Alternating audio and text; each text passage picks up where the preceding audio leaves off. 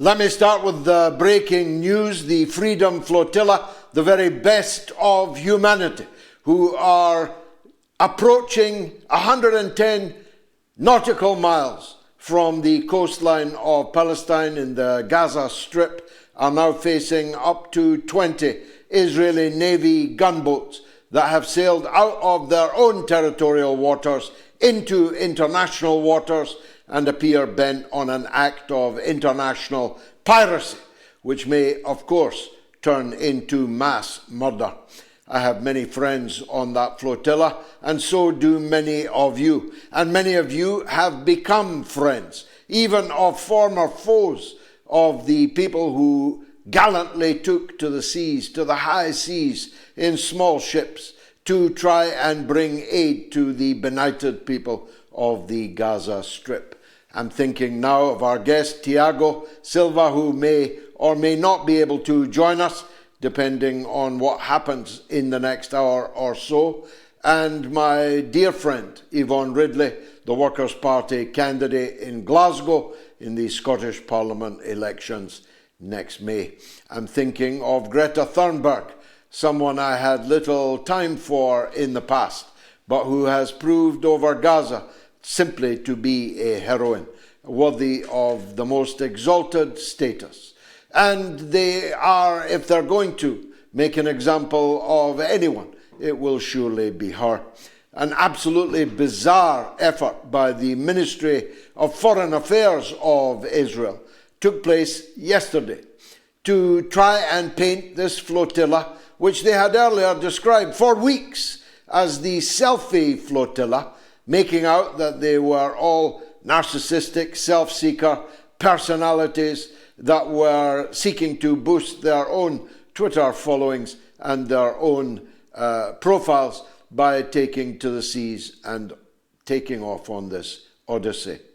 But now, according to the MFA of Israel yesterday, they are a Hamas flotilla. Of course, everyone that they brand as Hamas is open season, fair game for murder, as many a journalist, hundreds of journalists, have found in both Palestine and in Lebanon over the last 24 months. The branding of Greta Thunberg, of Yvonne Ridley, of Tiago, the branding of these brave men and women, young and old, as Hamas, is itself grotesque. But just as grotesque, if not equally absurd and grotesque, was the photograph that they circulated in their Hasbara yesterday in trying to portray this flotilla as a Hamas operation. They fingered a man called Zahir Barawi, a British Palestinian, who works in and around the Houses of Parliament and has done for decades, and of course would not have been allowed to if he was in any way an official of Hamas. Zahir Barawi is accused of being the mastermind of the flotilla. He's accused of being the puppeteer of Greta Thunberg. The only problem, apart from that, was that the photograph of Zahir Barawi that they circulated to the world was a photograph of me. After my encounter with the terrorism act at Gatwick Airport on Saturday, you could say I was a little shaken, a little stirred to have a target, literally, a circle, a target placed around my head and be accused of being a Hamas official, the mastermind of the flotilla. For the record, I have nothing to do with Hamas. I'm a supporter, as I have said multiple times over multiple years, on here and elsewhere. I am a supporter of an entirely different and separate Palestinian political party and organization. I'm a supporter of the Nelson Mandela of Palestine, as you've heard me say so many times. But when you're circled in a target and called a Hamas official, after what happened to me and Gayatri on Saturday, well, you can imagine we have had to batten down the hatches a little and make plans for the future. The truth is, this flotilla has nothing to do with Hamas. It has everything to do with the global, worldwide revulsion at the slaughter of the innocents. Hundreds of thousands, hundreds and hundreds of thousands of people, civilian people, 85% of them civilians according to Israel's own statistics, and most of them women and children, and 40% of them children. That worldwide revulsion was given voice in the United Nations last week, and all kinds of unlikely candidates lined up to express their support for recognition of a Palestinian state. As I pointed out to everyone when they did so, what Palestinian state was it that they were recognizing? Certainly not the one in the Oslo Agreement, which was concluded between Yasser Arafat and Yitzhak Rabin. Both of them got Nobel Prizes for it, Mr. Trump. It was brokered by Bill Clinton, the American president. It was absorbed, adopted into American national law. Then it went to the Security Council of the United Nations, who adopted it, and it thus became the property of the entire United Nations, including the countries that had spent the last quarter of a century willfully betraying it. It included the countries that I cheered here on the last show for sending their ships along with the flotilla to give it protection in the event that what appears now to be happening, I'm hearing in my ear, now to be happening to that flotilla. Spain, Italy, and a drone from Turkey. They did indeed accompany the flotilla, but only up to the point that the gangsters of the so-called Israeli Navy sailed out to attack it, at which point these European Union countries, this NATO country, Turkey, turned tail, turned Turkey, turned turtle, turned Spain, turned Italy, went into reverse gear again, Signora Meloni, and ran away, leaving their own nationals potentially to be murdered in the next few minutes. Ordinarily, I'd speak about this for the whole of my monologue, but I must turn to the even more grotesque picture of the so-called peace plan advanced as an ultimatum by Donald Trump, giving 3 to 4 days, one of which has now elapsed, to the resistance organizations and the people they defend in the Gaza Strip to accept this in toto, or Israel will finish the job with America's full backing. In other words, the Holocaust, the genocide, will be completed, the final solution of the Palestine problem in Gaza, at least, if not as a precursor to Jerusalem and the West Bank also, will be completed. Every Palestinian in Gaza will be annihilated, extirpated, wiped off the face of the earth, unless they run into the sea, or, if the gates are open, into the desert. It is a biblical story. The Palestinians will decide this for themselves, but I'm entitled to take a view on the policy of Donald Trump and the inclusion of Tony Blair as the governor of Gaza. Imagine.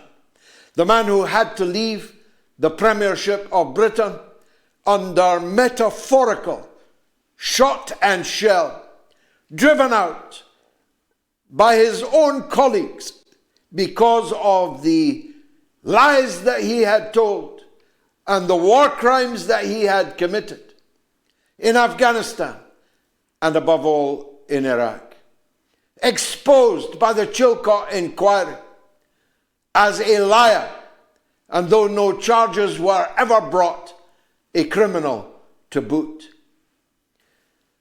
That Tony Blair, of all people, presumably Satan was not available, should be picked by Donald Trump, who's going to assume the presidency of Gaza and make as his prime minister the utterly discredited war criminal husk, Tony Blair, who's made hundreds of millions of pounds, a Labour prime minister, is climbing up towards being a billionaire. If you include the wealth of his grasping family, he already is a billionaire. But he can't stay away from the smell of the crowds, the lure of the limelight. He can't stay away. He needs to be, at 72 years of age, at the center of things. Now, I don't expect him to pitch his tent in the Gaza Strip, but the very idea that the Palestinian people, whose state, which includes Gaza, is now recognized by almost every country in the world, will be governed not by Palestinians of any political party, not Marwan Barghouti, not Mahmoud Abbas, not Hamas, not any Palestinian. That Gaza will be governed by Donald Trump and Tony Blair is so fantastical. It would be rejected as a Netflix script for any kind of drama. It is so obscene that a man who killed 1 million Iraqis, who sent fanatic extremism cascading around the entire world, ISIS, Al-Qaeda, all of it can be traced back to Tony Blair and George Bush and their invasions of first Afghanistan and then Iraq and then later Libya, later still Syria. These people have done more to inflate fanatic, extremist, sectarian hatred in the world than any other people, any other issue has ever done. And you're going to send them back to de-radicalize the people of Gaza, de-radicalize the 2 billion Muslims in the world. You're going to rewrite the textbooks. Who knows? Maybe the Quran. You're going to de-radicalize. You have radicalized more people on the earth than any person ever at any period of history, not excluding the Crusades. And that's what this looks like, smells like, feels like. It's a new crusade. It's the landing of that dreaded cross. It's the landing of men in chain mail and armor. It is medieval in character. I don't know if the Palestinians will accept it. It may be that such has been the industrialized slaughter, the genocide. It may be that the people will do so, and I'm certainly not putting myself in their shoes and telling them what to do. What I am saying is that an ultimatum that if you don't surrender to the genocide, then in 3 days from now, the genocide will be completed to the point of a final solution. And that's down to us. That's down to our governments, who pretend that they recognize a Palestinian state whilst complying and welcoming the severing forever of one part of that state, leaving only the West Bank, which is already populated by 800,000 illegal Israeli settlers, and the western part of Jerusalem, which has already been annexed by Israel. And Netanyahu says he's about to double the number of illegal settlers in the West Bank. So I ask again, where is this Palestinian state that you all recognized last month at the United Nations? What is this state? During the 1980s, working underground for the African National Congress, I had cause often to visit the Bantustans, Bophuthatswana, Transkei, Ciskei, Sun City.